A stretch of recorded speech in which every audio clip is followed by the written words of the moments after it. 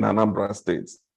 It is edited by Professor Hope, Professor T. Uzodimma Nwala. He's a professor of philosophy and is the major anchor of the Aligbo Foundation, Development Foundation. Before I go into this book review proper, please, I would like to have the following disclaimer. Okay. I want to say at this point that I am here to review this book as a resource person. I do not have affiliation with any political parties, whether Labour Party, PDP, or APC, or any other party in Nigeria. But I strongly believe in good governance. Okay. And I stand for good governance anytime, any day in Nigeria, because that is what will push Nigeria forward. That attracted me to accept to review this book. Okay, well said. So from what you said, we'd like to look at Peter Obi as the Joseph of his family. Of all the people assessed in Southeast, they chose him because he did something outstanding in 8 years. That's the way I choose to look at this. There were so many definitions of good governance in this book. Okay. There were so many definitions of good governance in this book. They also talked about leadership. How would you draw the nexus between good governance and leadership? What's the connection? Well, if you are asking me about, for now, if you are asking me about the book, I will talk on the book. Yes. But if you are talking not to know my opinion, the book, I'll give you my opinion. For what you've read, and even your opinion. Yeah, I think I would like to go to explain what I am able to bring out in this book to the public to see, before other in-depth questions can bring up other issues that I was unable to notice in the process. So, Professor, in this book, please, can you show on? In this book, Professor Uzodimma Nwala introduces and presents His Excellency, Mr. Peter Obi,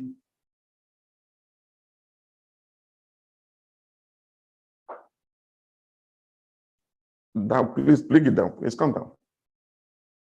He introduces and presents His Excellency, Mr. Peter Obi, to Nigeria as a model of good governance, verifiable from the records of his achievements in commerce and industry, and through his ascendancy to power play in political landscape in Anambra State, and they challenge and use this opportunity to challenge other politicians to aspire to be or surpass him. Now, the contributors to this book are they include the constellations of technocrats in different fields of endeavor, ranging from high caliber university dons, top-notch investigative journalists, security system engineers, internationally certified architects, to fearless and non-praise singing civil and human rights activists. And these people, they wrote the books in 6 chapters. The first chapter is written by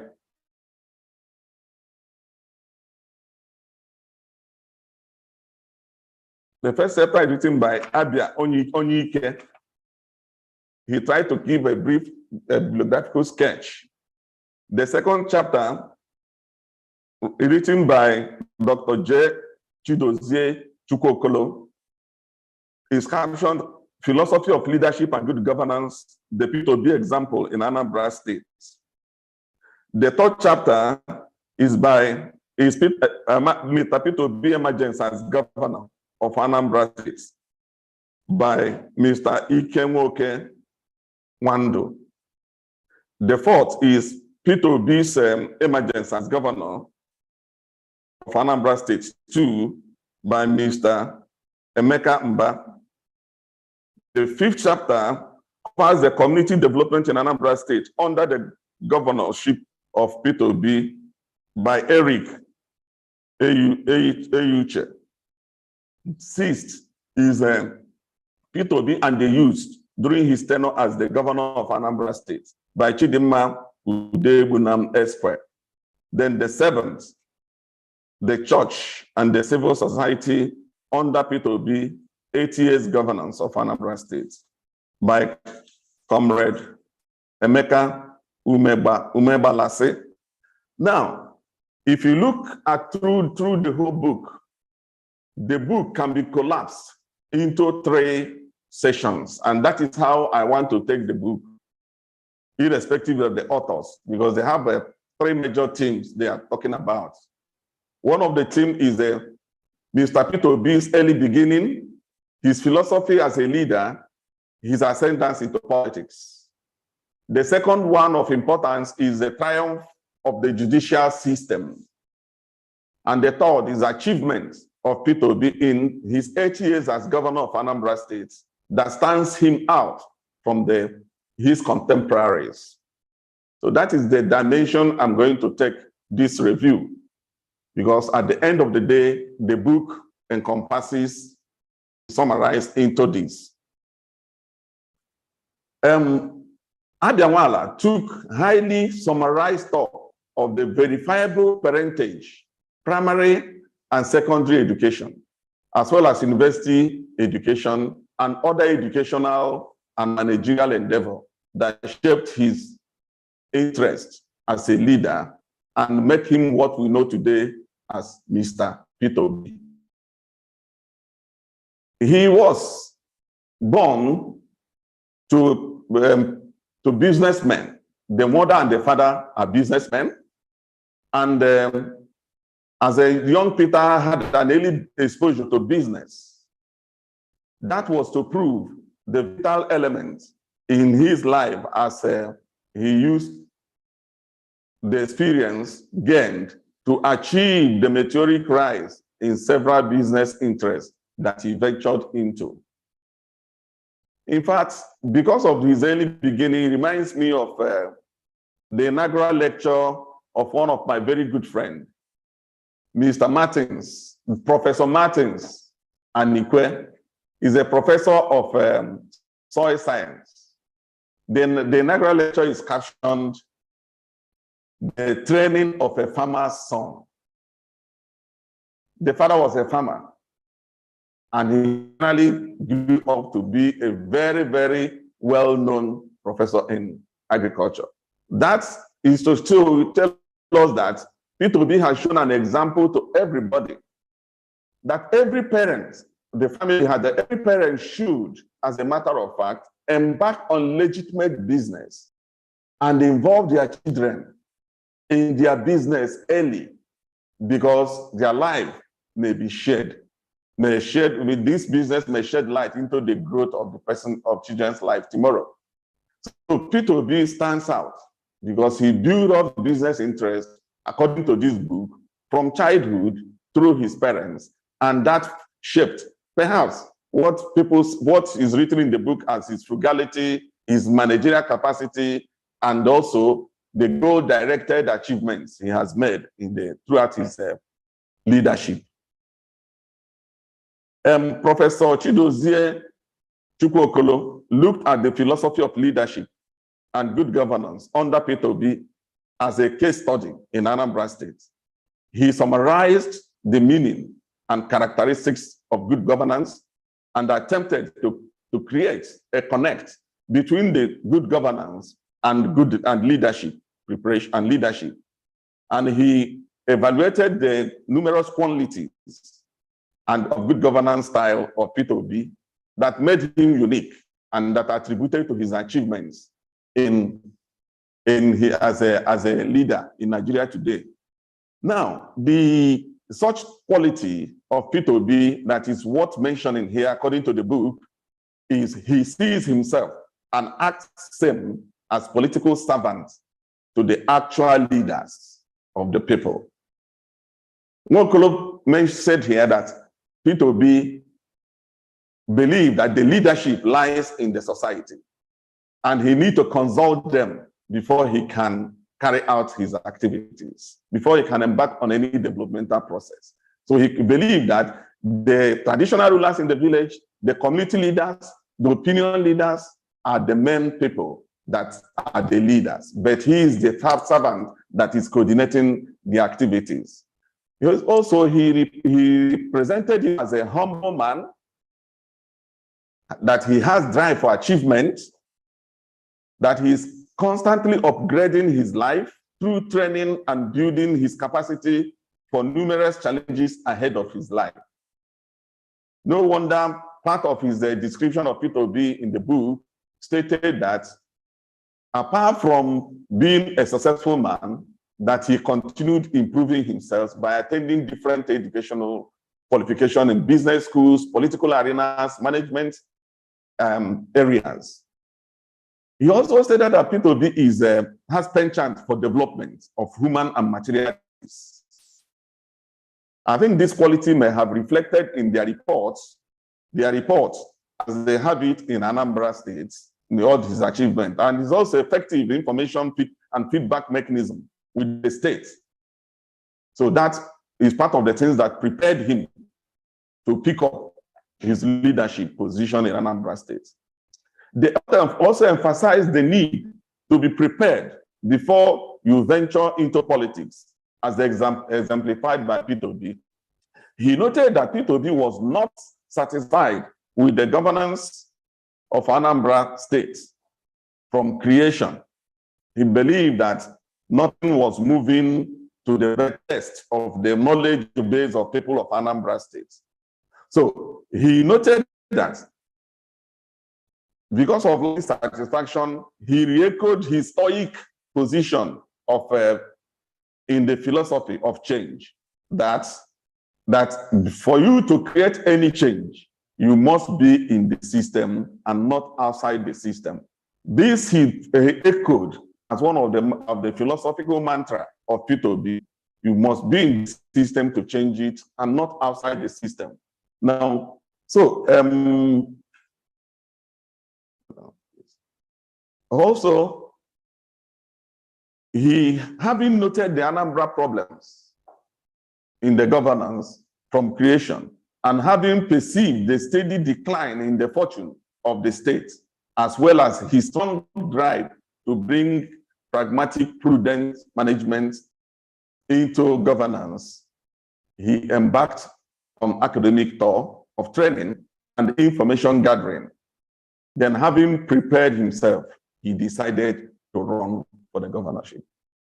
As a successful man, before he ran for the governorship, he has made all his money being a successful business ventures, carried out some several business ventures. So by his decision, he decided to consult some people, and all of them unanimously disapproved of him going to be run for the governorship of Anambra State, including his family, friends, associates, and colleagues.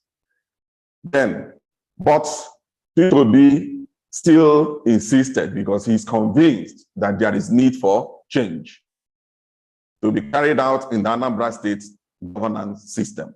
So he decided to plunge into the leadership.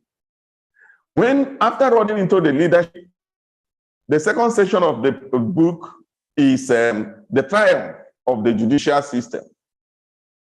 Immediately he ascended as governor and run. The author also emphasized that a democracy with strong judicial system, as was the case in the Peter Obi, is an example of what we need to follow. His entrance into political landscape of Anambra State, according to the author, was greeted with stubborn attacks, which is enough to scare away the unprepared. But Peter Obi, being very equipped and also determined to develop the state through good governance, relied on the judicial system to fight as the last hope of democracy. But most importantly is that the judicial system kept the honor. I add that this book is a clarion call to the judicial system in Nigeria. They are the only hope we have now. And a lot need to be put into them to make sure that Nigeria survives. What did the judicial system do differently? Or what did they do in Anambra State? 7 months after being sworn in, Peter Obi was impeached by the House of Assembly. He is seen, according to the authors, that he was frugal in running the state affairs, that he canceled the contracts for the renovation of and the construction of government house, quoted for 298 million and 481 million naira only, respectively. And these were to rebuild the government house that was burnt before his inception. But he decided to go through a direct level by canceling the contract. And after building the whole thing, he spent 43 million 200 naira and 81 million 700 naira, respectively, to construct what was quoted for before. He's a humble man, like the author said, and also peaceful. Based on those qualities, he peacefully withdrew from the government office as governor and sought for legal refuge. He won the case on the 9th of February 2007 and was reinstated as governor of Anambra State. Following general election in 2007, when the country had general election, he has the controversy of whether to leave the office or whether he has finished running his office, because this legal struggle lasted for 3 years, and he has only 7 months to run to be governor. So what he did was he went to court again to seek for the interpretation of his tenure as governor.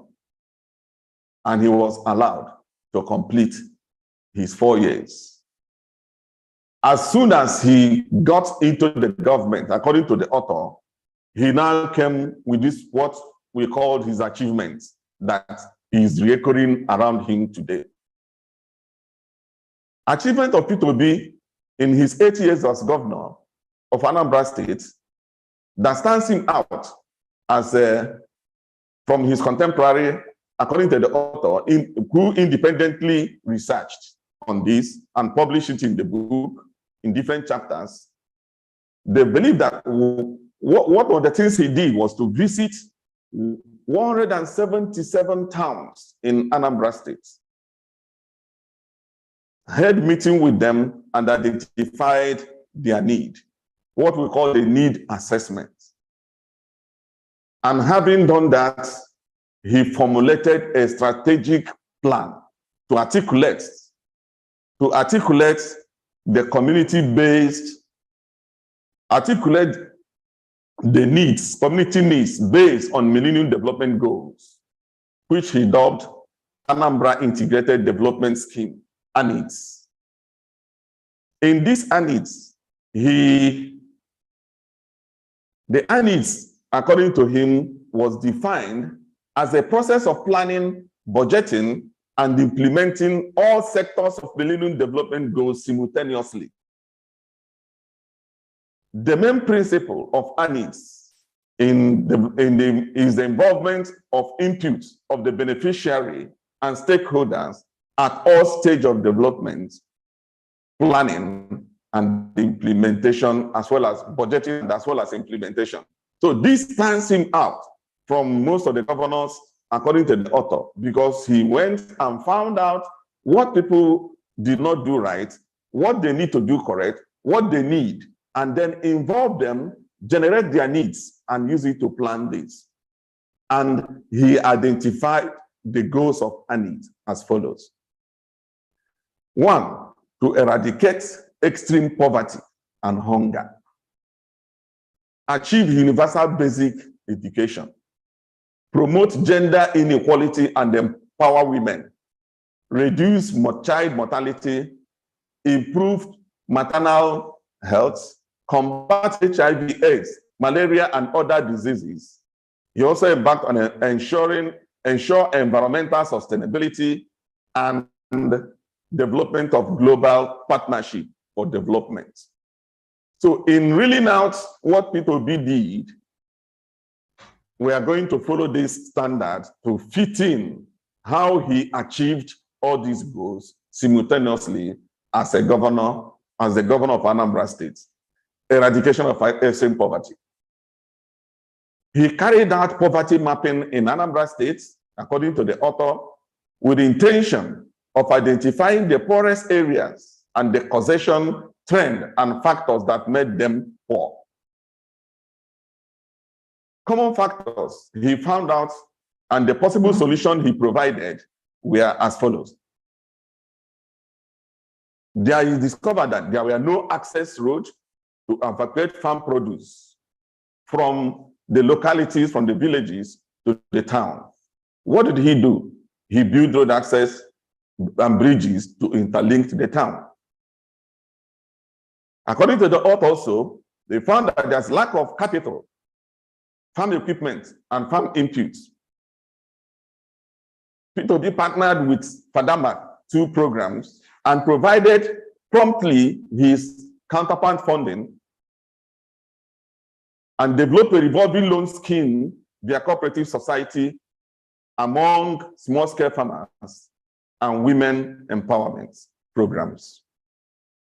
He wasted no time to identify that all the programs, all the farm produce these people, the villagers or community people provided, were spoiling and were not being processed. So he encouraged also and established small-scale processing factories to give a good journey to the people. And that, in fact, improved them, the life of the people in the village. Such small-scale farms he established were fish ponds, poultry, pig farms. Obi's mantra on poverty, excuse me, Obi's mantra on poverty and poverty is that one of the best way to lift a family out of poverty and by extension the community is to empower the women. So from agricultural products, he lifted them into agro-allied industries. What did he do to empower the women and increase the quality of people? According to the author, he built skill acquisition for women, youths, and physically challenged in areas of hairdressing, shoemaking, tailoring, welding, tire repairs, vulcanizing, carpentry, barbing, and cooking and baking, and many other endeavors that people will need to at least to put food on their table. Not only training them on the skill acquisition, he gave them initial booster money to start up the business. He started up giving equipment to them to reduce the unemployment and drag the poverty out of the state. He also carried out within the poverty mapping, he found out that there are three things that happen among poverty level in our people. One are those people that are redeemable, those people that can survive on their own, and those group of poor people that are irredeemable. So what he did is that he selected those that are irredeemable, which include people from the age 75 years and above that are indigent, and then started paying them 5,000 naira every month, and make sure that the money that will be paid these people was available up to 2014 to 2015. And he maintained it and built it up. Then he also paid and increased the money meant for those in school acquisitions. As we go down later, the book will equally give us a lot of information that we need to use as a basis to help our people. Apart from alleviating poverty, Peter Obi embarked on the second goal, universal basic education. As has been known, according to the book, Anambra was the 26th, took a 26th position in WAEC and NECO examination prior to his being elected as the governor of Anambra State. And his investment and attention in education brought them to the first position. What did he do differently in education that created this immediate response and the result? Peter Obi, according to the book, employed and trained over 5,000 teachers, including 1,000 existing ones. He set up government's laboratory rehabilitation and equipment program, through which about 200 secondary schools in Anambra State benefited.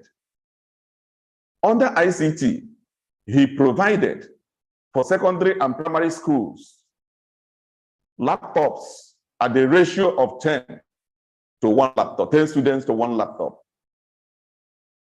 The students were also provided school buses.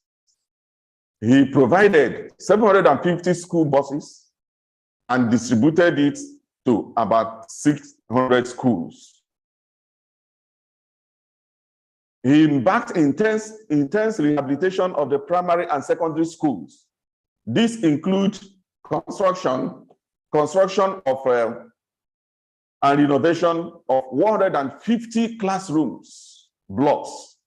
You know, classroom and comfort is part of information that will help us in learning. He constructed and renovated modern dormitories block in the school, constructed and renovated hostel blocks, also modern kitchen blocks in the schools, sports facilities, libraries, dining halls, and constructed the training of the internally and external road. He has constructed and tarred all the internal and external roads of the school that met with his criteria for selection. He also built administrative block and auditorium in all the schools, and handed over 1,000 schools to their initial missionary owners, because he believed that taking them back will help shape their morals and tenets that people need in Nigeria today. He not only handed over the school to them, he was paying the teachers and also giving the schools some stipend to develop. He sank boreholes to many of the schools and procured electricity and generators for most of the schools. Under his watch, according to the book, various vocational centers, markets were established to reduce illiteracy in the states. He provided health facilities to the schools and created incentives for the best school, or for the school as a reward for excellence. He held town hall meetings with the school and shared his phone numbers to the students for direct communication on what is happening in the school. I think this actually helped the students and motivated the students to work hard. That led to the change you saw from 0 to higher level educational performance. The tertiary education was not left out also in his program for education, because he embarked on building 40 new buildings in various campuses of the Adumegwu Ojukwu State University, and also renovated SEM and built SEM at Nwafọ College of Education, and Nsugbe and other schools that are operational in Anambra State. What did he do on gender equality? And according to him, his performance, the book, members of the House of Assembly, he improved the ratio of people in different government parastatals He has 6 judges in his employ. He has 7 out of 27 female speakers, House of Assembly, and the speaker was a female, and many other things that improved the life of women. Please, next slide, please.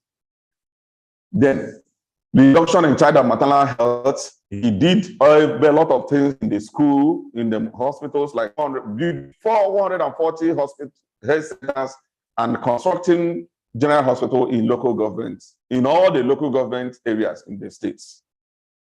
He did many other things that the book, that if you refer to the book, you will get more information about. Environmental sustainability was also another aspect of the ANID principles that he handled. And he did a lot by trying to improve the erosional control system in Anambra State. So he equally built up to 500-kilometer roads, and with all of them, he built gutters. Peter Obi did a lot of things that when you read the book, you will get to know more about it. One of the things that is very, very important is that Peter Obi did all these things and did not borrow any money and did not owe any money to anybody, according to the author. So one wonders what accounted for all this. According to this book,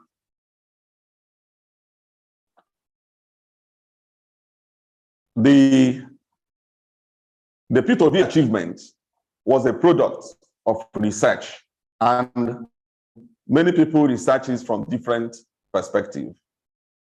One thing about the book also that will need to be touched is that the book appeared to be hurriedly written. And we have some errors that need to be taken into consideration when the new edition of the book is coming up. And I will encourage the authors also to be a bit diplomatic in the use of comparisons when other people are involved.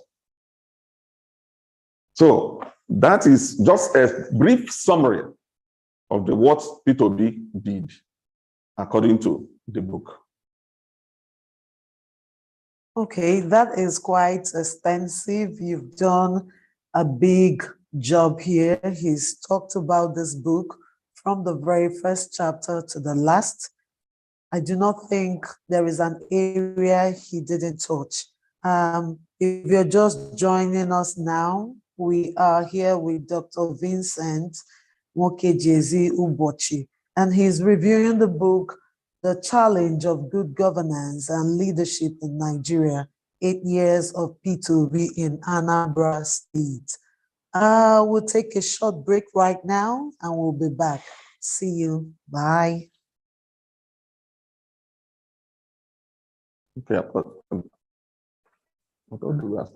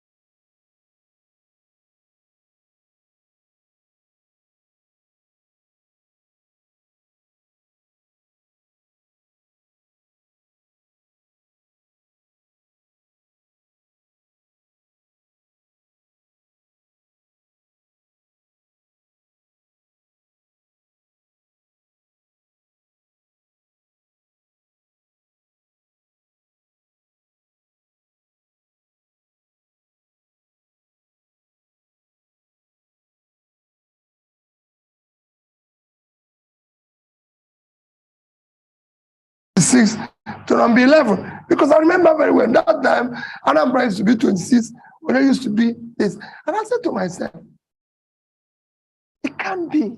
We can change this. We will invest in education. But what we did was simple. We put in the resources direct to the school. And it worked. We moved from 26, number 1, 2011, 2012, 2013. Today we have the highest cutoff point. You can change it anywhere. I've been to schools everywhere in the world. If you ask one number 1, I visited Sokoto once. Said, where are you going to? I said, I'm going to schools. I went to schools in the border. I went to schools, about 4 schools in Sokoto, and you could see people who wants to learn. But why are they not doing that? Because we have refused to invest. But let me even tell you, what we are going today in terms of criminality, our children will refuse to invest and educate yesterday. They become a problem for us today. And the earlier we start educating the ones that are coming now, the better. We will do that. And there's resources to that. All this money you see that's being budgeted for education and everything never get to schools, they don't get to where they should be. What we are going to do now is have a policy. Nigeria cannot be, look at what World Bank said yesterday, that we are 7th worst country in human development. Nigeria. This is the country that used to be exemplary. People used to come from, when I was in Nsukka, we had exchange students from America, from everywhere. People used to come to Ibadan to learn, to do this. So what is happening? We now go to Ghana, we now go to this. It will change.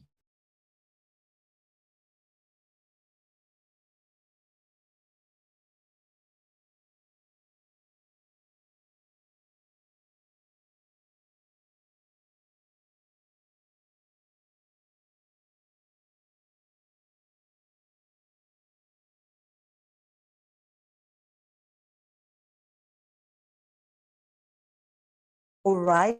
That was Peter B. you saw there. And we would like to let you know that we're still on the book review of The Challenge of Good Governance and Leadership in Nigeria, 8 years of P2B in Anambra State. It was published by the Aliwo Development Foundation and organized by doctors for P2B chapter. I'm still here with Dr. Vincent Nwokijezi Uwoji. He's been talking, and I think I'll let him continue. By way of summary, what would you say about this book? What is missing? What would you have loved to see? And why would we need to have it in our shelves? Well, this book, after reading it, I was shocked. Okay. I never knew that people think this way in Nigeria. Okay. If you read the hope of most of us in Nigeria, our hope is shaky.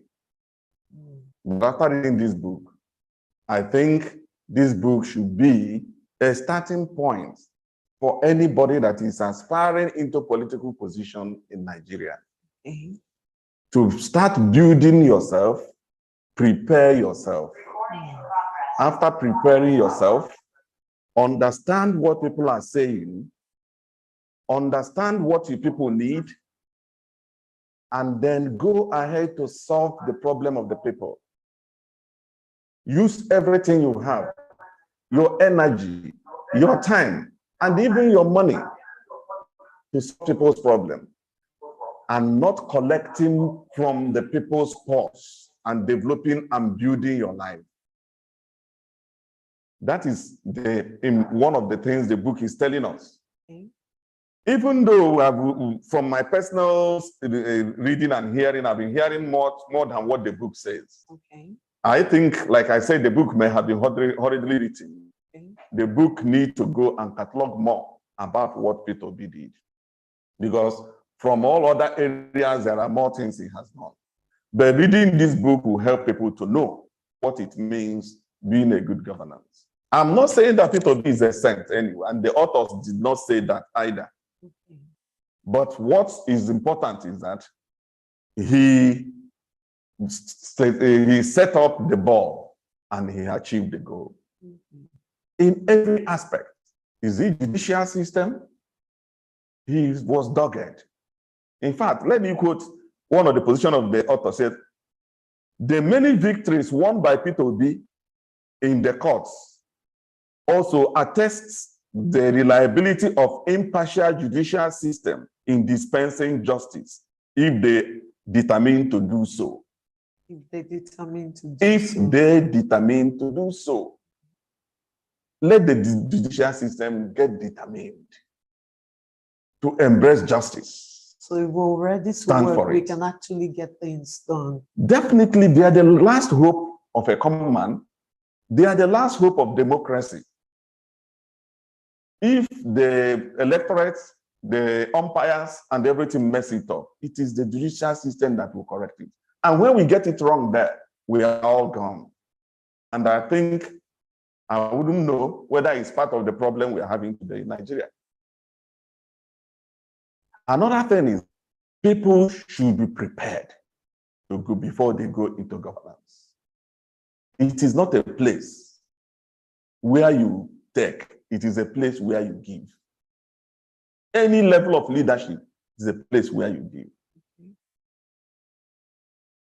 My father used to tell me, don't take money from the public.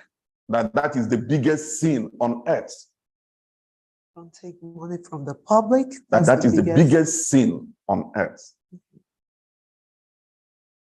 So I think that is what this book portends. Frugality and direct management of fund and solving people's need as they arises, as they brought it up, and that it goes. And also have mechanism for measures for monitoring the progress. It's not issue of newspaper and radio jingles, going to televisions and doing all sorts of things. Let the indices of measurement be done. And I think it also says something about feedback mechanism. Yes, that is the feedback. Yeah. Measure. Is it measurable? If your achievement is not measurable, according to the goals you have set, then you don't have any achievement. Another thing the book said that is important is that that Peter Obi took all these feats all together. He didn't say, let me build road only. He built road, built agriculture, built education, built everything, all of them running simultaneously. That is what the book says. I think we should read it. Okay, the most important thing he said is that he planned to do this, to develop Anambra State. It was intentional. He was also selfless. That's what you have told us today.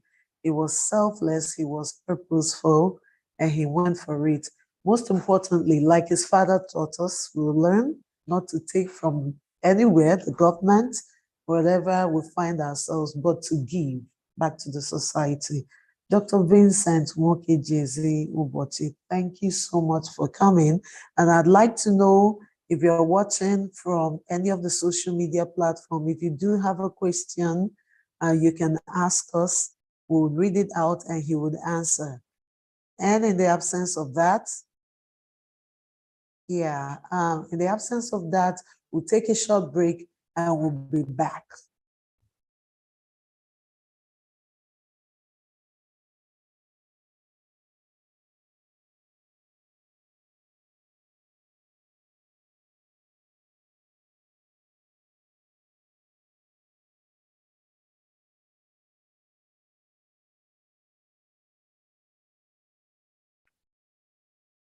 How did I get the book?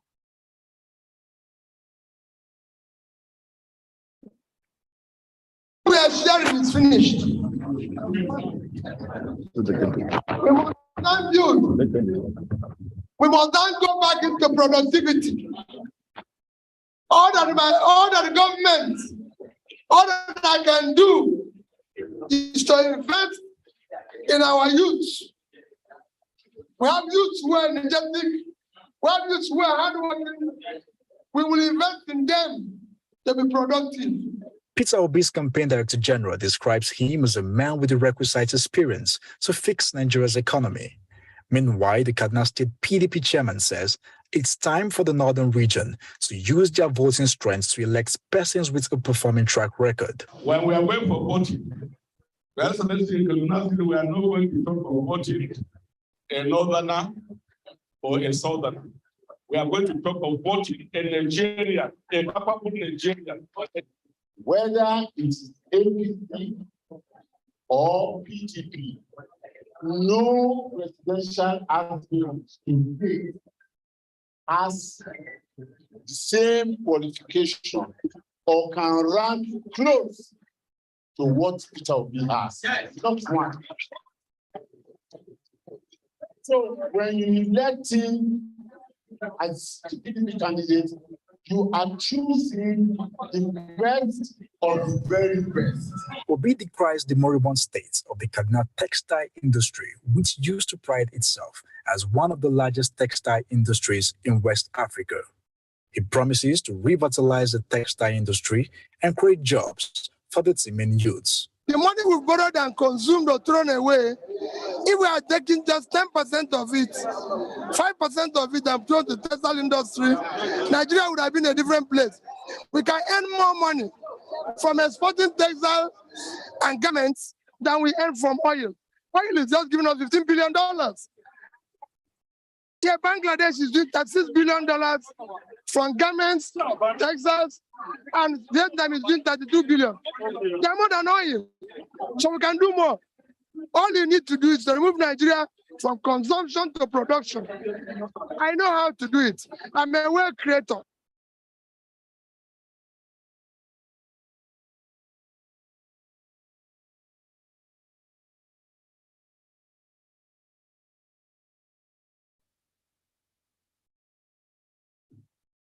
Welcome back. I'm wondering, do you have questions? If you do, we're still here. He would answer your question. Dr. Vincent Mokejezi Ubochi is here to answer your question.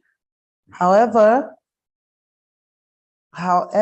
if you want to have a copy of this book, please send us an email docs@gmail.com. Okay, so it is small letter DOCS and figure 4 peterobi.nu@gmail.com, or you can call Dr. Edoga on 080-632-86165. I'll take that again, 080-632-86165. I'm still waiting for your question if you have one.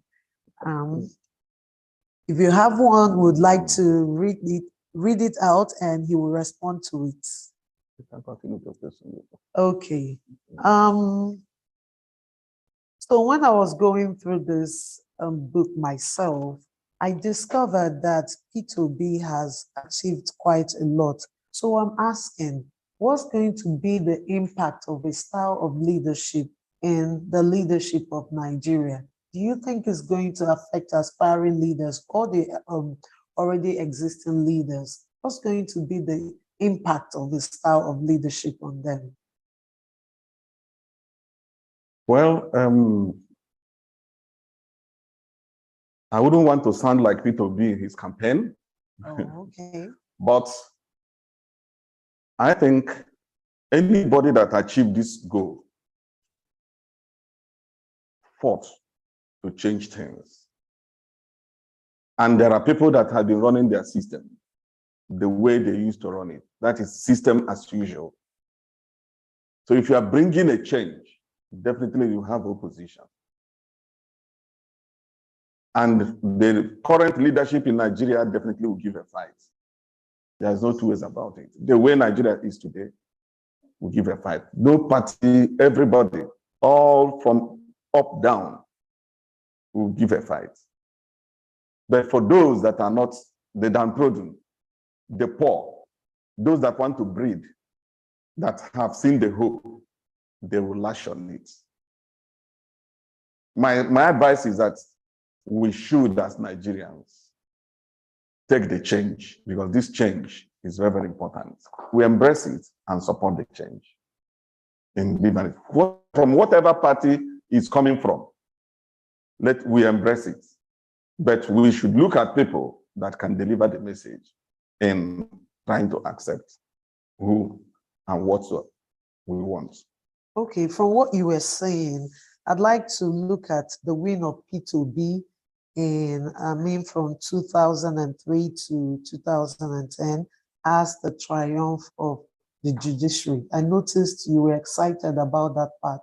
Why did you consider it, or why do you think the authors of this book consider it in that direction? Yeah.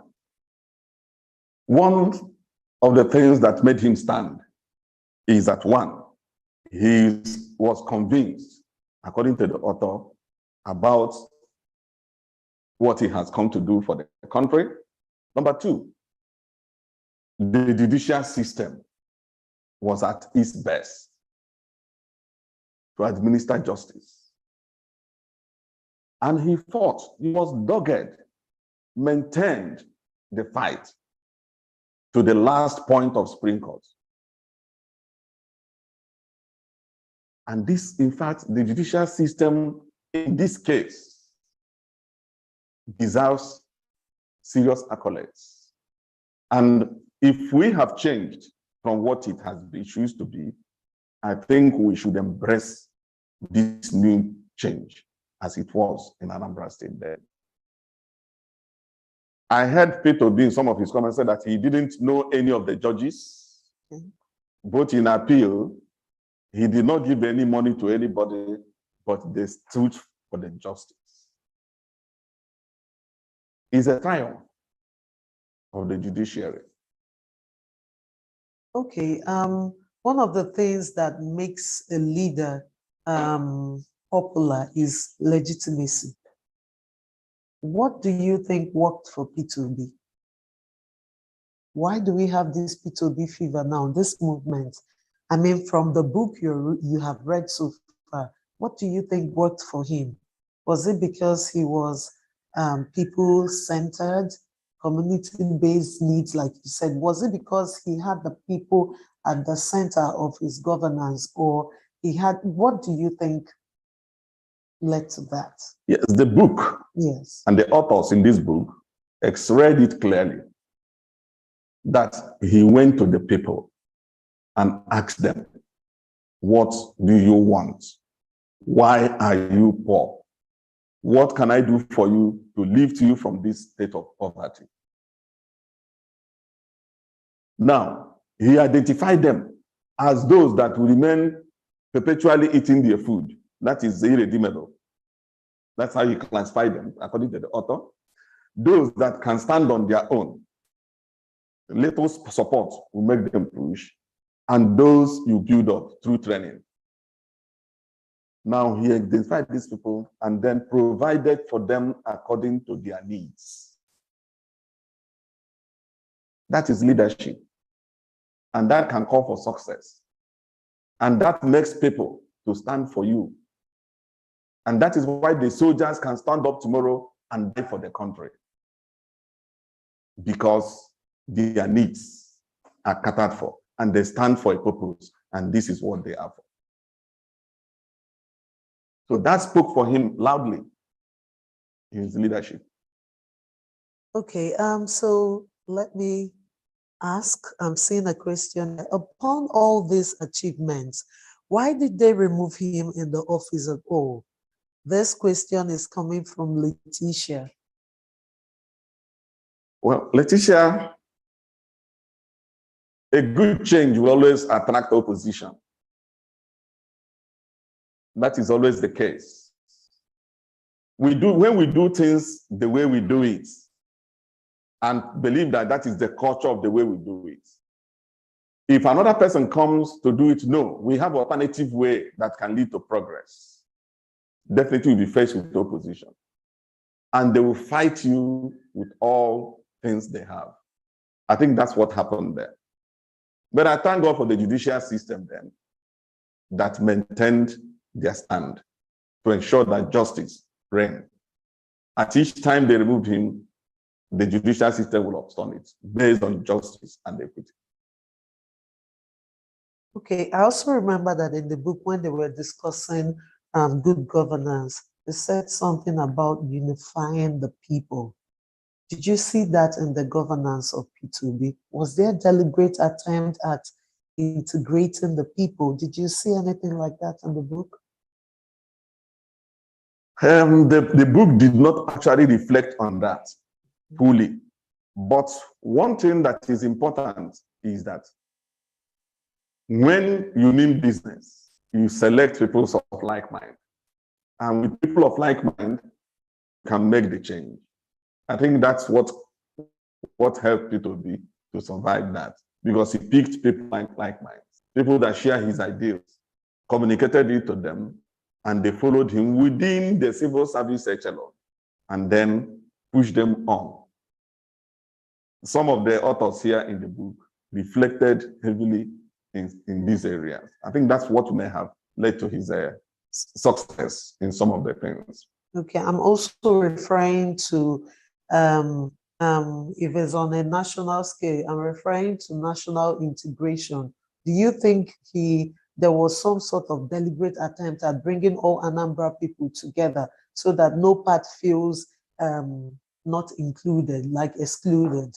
Do you think something like that could have led to his legitimacy and the success of his regime as well? Well, partially like that, but I don't think if you solve my need, I'm included. That is it.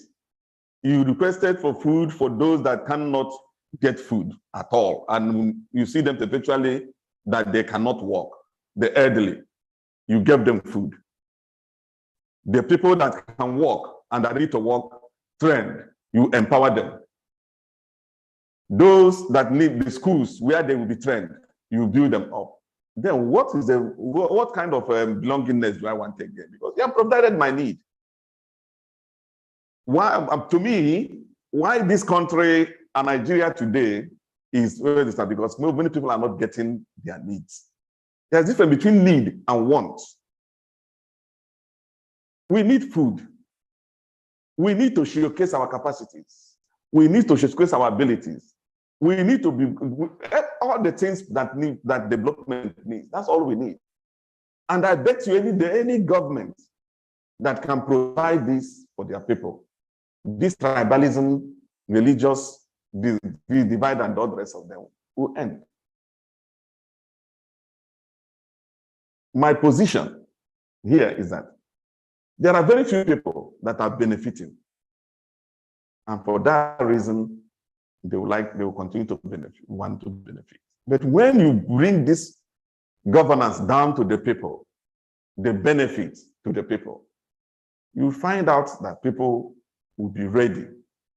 If you tear our flag, they will tear you. Just a flag, they will handle you properly.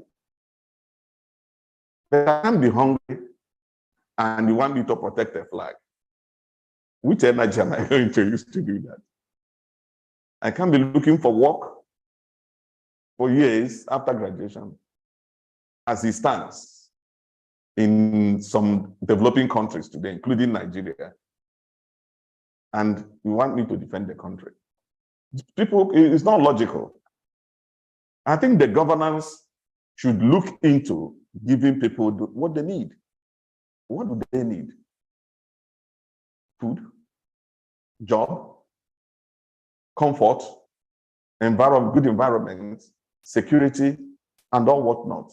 Things will fall in place. That is what P2B did.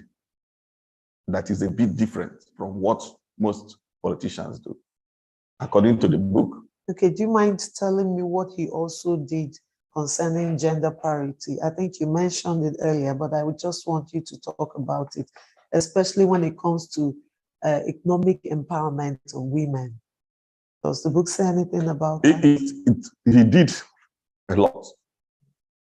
I over-summarized what is written in order to accommodate the time of this program. But if we can look at it properly, we're reading the book, you will find out what he did. Trying to move in closely, getting women involved. The speaker was a woman. Judges were up to 5, 6 under his leadership. The permanent secretary, women almost have the largest number. The ratios were there. Commissioners 4 to 12. Permanent secretary 10 to 15. Local government administrators 3 to 18. Then he funded women. He developed Women Fund for Economic Empowerment, WOFI, and also poverty eradication program he did. So he also, in many spheres of his governance, women were present. He may not have met the standard, according to the book, the standard of international standard of women involvement. But I think that is one of the best that can be seen among his contemporaries. Okay, thank you so much. We're reviewing the book, The Challenge of Good Governance and Leadership in Nigeria, 8 Years of P2B in Anambra State. It was published by the Alibo Development Foundation and organized by the Doctors for Peter Obi Enugu chapter. If you want to have a copy of this book, please send us an email on docsforp2b.enugu@gmail.com or call us on 0806 328 6165. And as soon as we hear from you, you will have this book. We'll take a short break, and when we return, you will hear more from us.